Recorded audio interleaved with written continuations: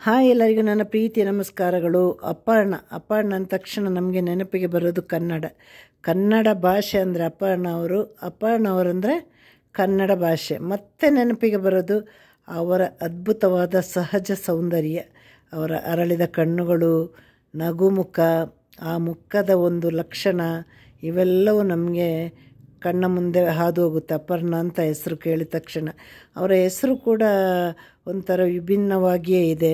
ಕರ್ನಾಟಕ ಕಂಡ ಅತ್ಯುತ್ತಮ ಹಾಗೂ ಅತ್ಯದ್ಭುತ ನಿರೂಪಕರಂದರೆ ಆ ಮೊದಲ ಹೆಸರು ನಮ್ಮ ಅಪರ್ಣ ಅವರಿಗೇ ಸಲ್ಲಬೇಕದು. ಅವರ ಮಾತಾಡೋ ಒಂದು ಕನ್ನಡ ಭಾಷೆ ನಮಗೆ ಬಹಳ ರೋಮಾಂಚನ. ಯಾಕಂದರೆ ಕನ್ನಡ ಭಾಷೆಯನ್ನು, ಕರ್ನಾಟಕವನ್ನು ಇಷ್ಟಪಡುವವರಿಗೆ ಅಪರ್ಣ ಅವರ ಒಂದು ನಿರೂಪಣೆ, ಅವರ ಕನ್ನಡ ಭಾಷೆ ಅಂದರೆ ಒಂದು ರೀತಿಯ ರೋಮಾಂಚನ.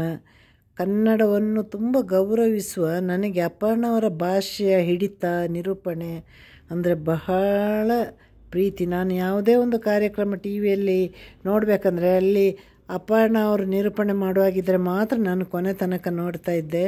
ಅಷ್ಟು ಕೂಡ ನನಗೆ ಅವರು ಮಾತಾಡುವ ಶೈಲಿಯೆಲ್ಲ ಬಹಳ ಇಷ್ಟ. ದೊಡ್ಡ ದೊಡ್ಡ ವೇದಿಕೆ ಮೇಲೆ ಅಪರ್ಣ ಅವರು ನಿರೂಪಣೆ ಇಲ್ಲ ಅಂದರೆ ಅದು ಏನೋ ಒಂದು ರೀತಿ ನಮಗೆ ಒಂದು ಅಲ್ಲಿ ಕಳೆನೇ ಇರ್ತಾ ಇರಲಿಲ್ಲ, ಏನೋ ಒಂದು ಕಳ್ಕೊಂಡಾಗಿ ಇರ್ತಿತ್ತು. ಅಪರ್ಣ ಅವರು ನಿರೂಪಣೆ ಎಂಬ ವೃತ್ತಿಯನ್ನು 1983ರಲ್ಲಿ ಶುರು ಮಾಡಿದರು ಅಂತ ನನಗೆ ಒಂದು ಅನ್ನಿಸ್ತಾ ಇದೆ. 1984ರಲ್ಲಿ ಪುಟ್ಟಣ್ಣ ಕಣಗಾಲವರ ಮಸಣದ ಹೂವಲ್ಲಿ ನಾಯಕಿಯಾಗಿ ಬಂದರು. ತುಂಬ ಅದ್ಭುತವಾದ ಸಿನಿಮಾ ಅದು ಪುಟ್ಟಣ್ಣ ಕಣಗಾಲವರ ಕೊನೆಯ ಸಿನಿಮಾ.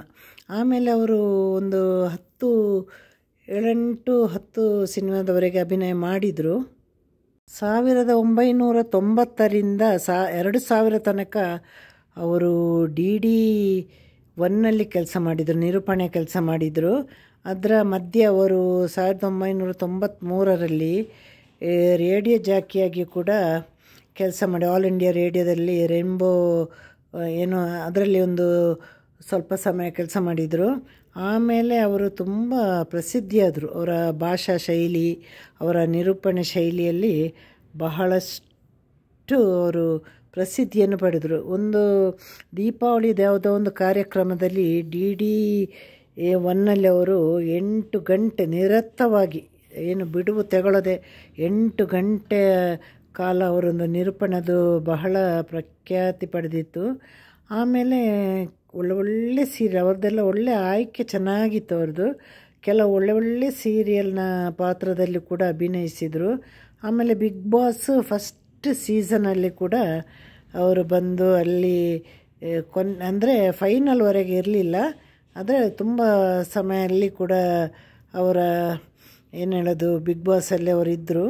ಅದು ಬಹಳ ಇಷ್ಟವಾಗಿತ್ತು. ಬಿಗ್ ಬಾಸಿಂದ ಬಂದ ನಂತರ ಅವರು ಅದೇನು ಸೃಜನ್ ಅವರ ಮಜಾ ಟಾಕೀಸ್ ನನಗೆ ಎಲ್ಲರಿಗೂ ಇಷ್ಟ ಆಗಿದೆಯೇನೋ. ನನಗೆ ಮೊದಲು ಅಪರ್ಣ ಇಲ್ಲಿಗೆ ಬರಬಾರ್ದಿತ್ತು, ಅಪರ್ಣ ಅವರ ಜಾಗ ಅಲ್ಲ ಇದು, ಅವರು ಒಂಥರ ಸೀರಿಯಸ್ ಆಗಿ ನಿರೂಪಣೆ ಮಾಡುವಂತಹ ಒಂದು ಅತ್ಯದ್ಭುತ ನಿರೂಪಕರಲ್ವ. ನನಗೇನೋ ಮೊದಲು ಬೇಜಾರಾಗ್ತಾಯಿತ್ತು, ಅವರು ಯಾಕೆ ಇಲ್ಲಿಗೆ ಬಂದರು, ಈ ಒಂದು ತಮಾಷೆಯ ಕಾರ್ಯಕ್ರಮವನ್ನು ಯಾಕೆ ಆಯ್ಕೆ ಮಾಡಿಕೊಂಡು ಅಂತ. ಮತ್ತೆ ನಾವು ನೋಡ್ತಾ ಅದು ಬಹಳ ಇಷ್ಟವಾಗ್ತಾಯಿತ್ತು ನಮಗೆಲ್ಲರಿಗೂ ಕೂಡ. ತುಂಬ ಚೆನ್ನಾಗಿ ಕಾಮಿಡಿ ಮಾಡ್ತಾಯಿದ್ರು. ಕಿರುತೆರೆ, ಹಿರಿತೆರೆ, ದೊಡ್ಡ ತೆರೆ ಅಂತೆಲ್ಲ ಹೇಳ್ತೀವಲ್ವ, ಅದಕ್ಕೆಲ್ಲ ನಿರೂಪಣೆಗೆ ಅಪರ್ಣ ಅವರು ಇದ್ರೇ ಆ ಒಂದು ವೇದಿಕೆಗೆ ಒಂದು ಕಳೆ ಬರ್ತಾಯಿತ್ತು. ಒಂದು ಸರ್ಕಾರಿ ಕಾರ್ಯಕ್ರಮದ ನಿರೂಪಣೆಯಲ್ಲಿ ಅವರು 100ಕ್ಕಿಂತ ಹೆಚ್ಚು ಕಾರ್ಯಕ್ರಮವನ್ನು ಕೂಡ ಅವರು ನಿರೂಪಣೆ ಮಾಡಿರ್ತಾರೆ. ಆಮೇಲೆ ಕನ್ನಡ ಸಾಹಿತ್ಯ ಸಮ್ಮೇಳನ, ಅಲ್ಲಿ ಕೂಡ ಅಪರ್ಣ ಅವರು ಇದ್ರೇ ಅದಕ್ಕೊಂದು ಮೆರಗು ಇರ್ತಾಯಿತ್ತು. ಆಮೇಲೆ TV ಅವಾರ್ಡು, ಸಿನಿಮಾ ಅವಾರ್ಡು ಎಲ್ಲದಕ್ಕೂ ಅಪರ್ಣ ಅವರೇ ಬೇಕಾಗಿತ್ತು. ಅಂದರೆ ಕೆಲವು ಅವರಿಗೆ ಡೇಟು ಕೊಡಲಿಕ್ಕೆ ಕೂಡ ಸಮಯ ಇಲ್ಲದಂತಹ ನಿರೂಪಕರಾಗಿದ್ದರು. ಇವರ ಬಗ್ಗೆ ಕೆಲವು ನಿರೂಪಕರಿಗೆಲ್ಲ ಹೊಟ್ಟೆ ಕಿಚ್ಚು ಸಹ ಇತ್ತು. ಹಲವಾರು ಸಾಂಸ್ಕೃತಿಕ ಕಾರ್ಯಕ್ರಮದಲ್ಲಿ ಕೂಡ ನಿರೂಪಣೆ ಮಾಡಿದ್ದಾರೆ. ಆದರೆ ಇದಕ್ಕೆಲ್ಲ ಕಾರಣ ಅಂದರೆ ಅವರಿಗೆ ಕನ್ನಡ ಭಾಷೆಯ ಮೇಲೆ ಇದ್ದ ಹಿಡಿತ, ಅವರ ಒಂದು ಕನ್ನಡ ಉಚ್ಚಾರಣೆ ಇದೆಲ್ಲ ಬಹಳ ಚೆನ್ನಾಗಿತ್ತು. ಯಾರಿಗೂ ಒಂದು ವೇದಿಕೆಯ ಮುಂದೆ ಕೂತ್ರೆ ಎದ್ದು ಹೋಗುವಂಥ ಮನಸ್ಸಾಗ್ತಾ ಇರಲಿಲ್ಲ. ಅಂಥ ಒಂದು ಅದ್ಭುತ ನಿರೂಪಣೆ ಅಪರ್ಣ ಅವ್ರದ್ದು. ಸಿನಿಮಾ ತಗೊಂಡಾಗ ಅವರು ಕೆಲವೇ ಸಿನಿಮಾದಲ್ಲಿ ಮಾತ್ರ ಅಭಿನಯ ಮಾಡಿದ್ದಾರೆ. ಯಾಕೆಂದರೆ ಅವರಿಗೆ ಪಾತ್ರಗಳು ಅಷ್ಟೊಂದು ಇಷ್ಟ ಆಗ್ತಾ ಇರಲಿಲ್ಲಂತೆ.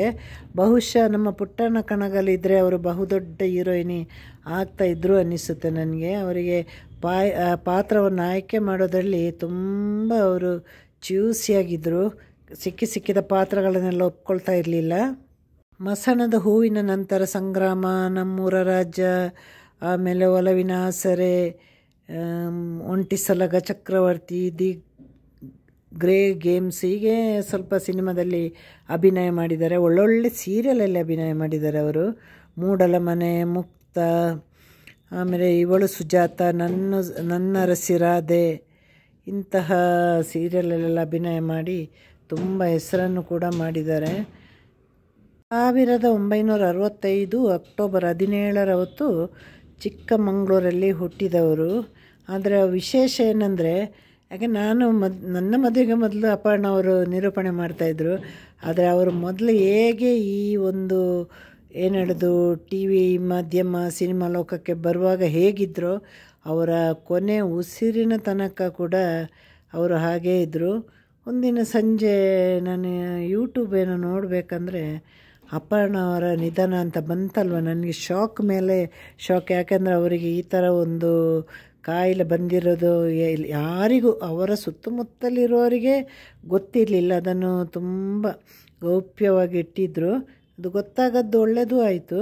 ಯಾಕಂದರೆ ಅವರ ಮರಣ ಎಲ್ಲರಿಗೂ ಒಂದು ರೀತಿಯ ಒಂದು ಶಾಕ್ ತಂದಿತ್ತು. ಅದು ಇಂತಹ ಒಂದು ಏನು ಹೇಳೋದು, ಪ್ರತಿಯೊಂದು ಮಾತಿನಿಂದ ಹಿಡಿದು, ಆಹಾರದಿಂದ ಹಿಡಿದು, ಆರೋಗ್ಯದಿಂದ ಹಿಡಿದು ಅಷ್ಟು ಕಾಳಜಿ ವಹಿಸ್ತಾ ಇದ್ದ ಅಪ್ಪಣ್ಣವರಿಗೆ ಇಂತಹ ಒಂದು ದೊಡ್ಡ ಒಂದು ಕಾಯಿಲೆ ಬಂತಂದರೆ ಎಲ್ಲರಿಗೂ ಆಶ್ಚರ್ಯ ಆಯಿತು.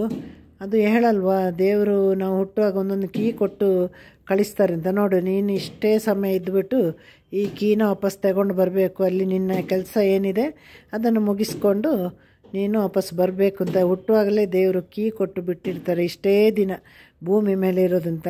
ಅಂದರೆ ಅಪರ್ಣವರು ಅಷ್ಟು ದಿನದಲ್ಲಿ ಬಹಳಷ್ಟು ದೊಡ್ಡ ಸಾಧನೆ ಮಾಡಿದ್ದಾರೆ. ಇವತ್ತಿಗೂ ಅಪರ್ಣವರ ಧ್ವನಿ ಮೆಟ್ರೋದಲ್ಲಿದೆ. ಅದು 2011ರಲ್ಲಿ ಶುರುವಾಗಿದ್ದು ಅನಿಸುತ್ತೆ. ಇನ್ನು ಮೆಟ್ರೋ ಇರುವ ತನಕ ಕೂಡ ಧ್ವನಿ ಇರಬೇಕು. ನಮ್ಮೆಲ್ಲರ ಆಸೆ ಅದು. ಆ ಧ್ವನಿ ಯಾವತ್ತೂ ನಿಲ್ಲಬಾರ್ದು. ಆ ಧ್ವನಿಯ ಬದಲು ಇನ್ನು ಬೇರೆ ಯಾವ ಧ್ವನಿ ಕೂಡ ಬರಬಾರ್ದು. ಆ ಮೆಟ್ರೋದಲ್ಲಿ ಇವಾಗ ಏನು ಧ್ವನಿ ಹಾಕಿದ್ದಾರೆ ಅಲ್ಲಿ ಅಪರ್ಣವರ ಧ್ವನಿಯೇ ಇರಬೇಕು ಅಂತ ನಮ್ಮ ಎಲ್ಲ ಕನ್ನಡ ಅಭಿಮಾನಿಗಳ ಒಂದು ಬಹುದೊಡ್ಡ ಬೇಡಿಕೆ ಇದು. ಅಪರ್ಣವರ ತಂದೆ ಕೂಡ ಪತ್ರಕರ್ತರಾಗಿದ್ದರು. ಅಲ್ಲಿಂದ ಎಲ್ಲೋ ಅವರಿಗೆ ಸ್ವಲ್ಪ ಇಂತಹ ನಿರೂಪಣೆ ಅದೆಲ್ಲ ರಕ್ತಗತವಾಗಿ ಬಂದಿರ್ಬೋದು, ಕನ್ನಡ ಭಾಷೆ ಅದೆಲ್ಲವೂ ಬಂದಿರ್ಬೋದು. ಅವರ ಮದುವೆ ನಂತರ ಅಪರ್ಣವರ ಹೆಸರು ಅಪರ್ಣ ವಸ್ತಾರೆ ಆಗಿತ್ತು. ನಮಗೆಲ್ಲ ಇವರ ಅಪರ್ಣ ಅಂತಾದರೆ ಇವರನ್ನು ಪ್ರೀತಿಸಿ ಮದುವೆಯಾದ ಇವರ ಏನು ಹೇಳೋದು ಬಾಳ ಸಂಗಾತಿಗೆ ಅವರು ಅಪರ್ಣೆ ಆಗಿದ್ದರು. ಇವತ್ತಿಗೂ ಅವರೆಲ್ಲೋ ನನಗೆ ಒಂಥರ ತುಂಬ ಬೇಸರ ಅವರನ್ನು ನೋಡಿದಂದರೆ. ಒಂಟಿ ಆದರೂ ಅವರು ಇಂತಹ ಒಳ್ಳೆಯ ಒಂದು ಪತ್ನಿಯನ್ನು ಕಳೆದು ಎಲ್ಲಿ ಅವರು ಯಾವುದೇ ಮಾತು ಶುರು ಮಾಡಬೇಕಂದ್ರೆ ನನ್ನ ಅಪರ್ಣೆ ಅಂತಲೇ ಅವರು ಮೊದಲಿಗೆ ಹೇಳೋದು. ಹಾಗೆ ನಮ್ಮೆಲ್ಲರ ಅಪರ್ಣ ಅವರ ಏನು ಹೇಳೋದು ಪತಿಗೆ ಅದು ಅಪರ್ಣೆ ಆಗಿತ್ತು. ಪ್ರೀತಿಯಿಂದ ಅವರು ಕರೀತಾ ಇದ್ದಿದ್ದು ಅಪರ್ಣೆ ಅಂತಲೇ ಕರೀತಾ ಇದ್ದಿದ್ದು. ಈಗ ಕನ್ನಡ ಎಲ್ಲರಿಗೂ ಗೊತ್ತು, ಎಂತೆಂಥವರು ಸಾಧಕರು ಕೂಡ ಕನ್ನಡ ಮಾತಾಡ್ತಾಯಿದ್ರು. ಆದರೆ ಕನ್ನಡದಲ್ಲಿ ಕೆಲವು ಇವತ್ತಿಗೂ ನಾವು ಏನು ತಪ್ಪು ಮಾಡ್ತೀವಿ, ಏನು ತಪ್ಪು ಮಾತಾಡ್ತೀವಿ ಅದನ್ನೆಲ್ಲ ಅಷ್ಟು ಇವರು ಕರೆಕ್ಟಾಗಿ ಹೇಳ್ತಾಯಿದ್ರು. ಇಲ್ಲ, ಈ ವಾಕ್ಯಕ್ಕೆ ಈ ಶಬ್ದ ಕನ್ನಡ ಶಬ್ದ ಹೊಂದಾಣಿಕೆ ಇಲ್ಲ. ಆದರೆ ಎಂತೆಂಥ ಕನ್ನಡ ಪಂಡಿತರು ಕೂಡ ಅದನ್ನು ಸೇರಿಸಿ ಮಾತಾಡ್ತಾಯಿದ್ರು. ಅದು 1, 2, 3 ಶಬ್ದಗಳ ಬಗ್ಗೆ ಅವರು ಎಷ್ಟು ಚೆನ್ನಾಗಿ ಅದು ಹೇಳಿದ್ರಂತೆ. ಅಂದರೆ ನಿಜವಾದ ಮಾತು ಅವರು ಹೇಳಿದ ಮೇಲೆ ನಮ್ಗೆ ಗೊತ್ತಾಗುತ್ತೆ, ಹೌದು ಈ ಶಬ್ದಕ್ಕೆ ಈ ವಾಕ್ಯಕ್ಕೆ ಈ ಶಬ್ದ ಮ್ಯಾಚೇ ಅಲ್ಲ ಅಂತ. ಅದು ಇವಾಗ ನಾನು ಹೇಳಬೇಕಂದ್ರೆ ನನಗೆ ಯಾವುದು ಅಂತ ಮರ್ತೋಯ್ತು. ಅದೀಗ ನಾವು ಗೂಗಲು ಅಥವಾ ಯೂಟ್ಯೂಬ್ ಸರ್ಚ್ ಮಾಡಿದರೂ ಕೂಡ ಸಿಗ್ಬೋದು. ಅಂತಹ ಒಂದು ಅದ್ಭುತ ನಿರೂಪಕಿ ಇವತ್ತು ನಮ್ಮ ಕಣ್ಣ ಮುಂದೆ ಇಲ್ಲ ಅಂತ ಅಂದರೆ ಬಹಳಷ್ಟು ಬೇಸರದ ವಿಷಯ. ಯಾಕಂದರೆ ಇನ್ನಷ್ಟು ವರ್ಷಗಳು ಇಂಥ ಒಂದು ಕನ್ನಡವನ್ನು ಬಹಳಷ್ಟು ಇಷ್ಟಪಡುವ, ಕನ್ನಡವನ್ನು ಅಚ್ಚುಕಟ್ಟಾಗಿ ಮಾತಾಡುವ, ಆಮೇಲೆ ಕನ್ನಡವನ್ನು ನಿರೂಪಣೆ ಮಾಡುವಂತಹ ಒಂದು ಅದ್ಭುತ ನಿರೂಪಕಿ ನಮ್ಮ ಕಣ್ಣ ಮುಂದೆ ಇರಬೇಕಾಗಿತ್ತು. ಯಾಕೆಂದರೆ ಹೇಳಲ್ವಾ, ಸಾಧಕರಿಗೆ, ಒಳ್ಳೊಳ್ಳೆ ಸಾಧಕರಿಗೆಲ್ಲ ಬಹಳಷ್ಟು ಆಯಸ್ಸು ಕಮ್ಮಿ. ಹಾಗೆ ಆ ಪಟ್ಟಿಯಲ್ಲಿ ನಮ್ಮ ಅಪರ್ಣವರು ಕೂಡ ಸೇರ್ತಾರೆ. ಮತ್ತು ಅವರ ಆಸೆ ಹಾಗೆ ಕನ್ನಡ ನಾಡಲ್ಲೇ ಅವರು ಹುಟ್ಟಿ ಬರಬೇಕು, ಮತ್ತು ಕನ್ನಡವನ್ನು ಇನ್ನಷ್ಟು ಎತ್ತರಕ್ಕೆ ಅವರು ತಗೊಂಡು ಹೋಗಬೇಕು. ಯಾಕಂದರೆ ಇವರ ಆಪ್ತ ಗೆಳತಿಯಾದ ಛಾಯಾ, ಆಮೇಲೆ ತುಂಬ ಹಾಡುವವರೇ ಇವರಿಗೆ ತುಂಬ ಹತ್ತಿರ ಇದ್ದಿದ್ದು. ಹಾಗಾಗಿ ಎಲ್ಲರನ್ನು, ಇವರ ಬಳಗದವ್ರನ್ನೆಲ್ಲ ಇವರು ತುಂಬ ಪ್ರೀತಿ ಮಾಡ್ತಾಯಿದ್ರು. ಇವರು ನೋಡಿ, ನನಗೆ ಇವರನ್ನು ನೋಡಿದಾಗೆಲ್ಲ ಅನಿಸೋದು, ಕೆಲವು ನಮ್ಮ ಕನ್ನಡ ಚಿತ್ರರಂಗ ತಾರೆಯವರಿಗೆ ಕೂಡ ಇಂತಹ ಅದ್ಭುತ ಸೌಂದರ್ಯ ಇಲ್ಲ. ಅಂದರೆ ಯಾವಾಗಲೂ ಮಾಸದಂತಹ ಒಂದು ಒಳ್ಳೆಯ ಸೌಂದರ್ಯ ಇವರದು, ಮತ್ತೆ ಮತ್ತೆ ನೋಡಬೇಕನ್ನಿಸುವ ಕನ್ನಡದ ಮೇಲೆ, ಕನ್ನಡ ಭಾಷೆಯ ಮೇಲೆ, ಕರ್ನಾಟಕ ರಾಜ್ಯದ ಮೇಲೆ ಪ್ರೀತಿ ಇರೋರು ಯಾವತ್ತೂ ನಮ್ಮ ಅಪರ್ಣಾ ಮೇಡಮನ್ನು ಖಂಡಿತವಾಗಿ ಮರೆಯಲ್ಲ. ನಮಗೆ ಒಂದು ಕನ್ನಡ ಪೇಪರ್ ನೋಡಿದಾಗಲೂ ನನಗೆ ಅಪರ್ಣವರ ನೆನಪಾಗುತ್ತೆ, ಅದರಲ್ಲಿರೋ ಭಾಷೆಗಳನ್ನೆಲ್ಲ ಓದಿದಾಗ. ಅಂತಹ ಒಂದು ಅದ್ಭುತ ನಿರೂಪಕರಂದರೆ ಅಪರ್ಣವರು. ಅವರು ಮತ್ತೆ ಅದೇ ಕನ್ನಡ ನಾಡಲ್ಲೇ ಜನ್ಮ ಎತ್ತಿ ಬರಲಿ. ಹಾಗೆ ನನ್ನ ಈ ವಿಡಿಯೋನ ಎಲ್ಲರೂ ನೋಡಿ, ನಿಮ್ಮ ಎಲ್ಲರ ಸಪೋರ್ಟ್ ಸಹಕಾರ ಕೂಡ ನನಗಿರಲಿ. ಟಾಟಾ, ಬಾಯ್, ಸಿ ಯು, ಟೇಕ್ ಕೇರ್.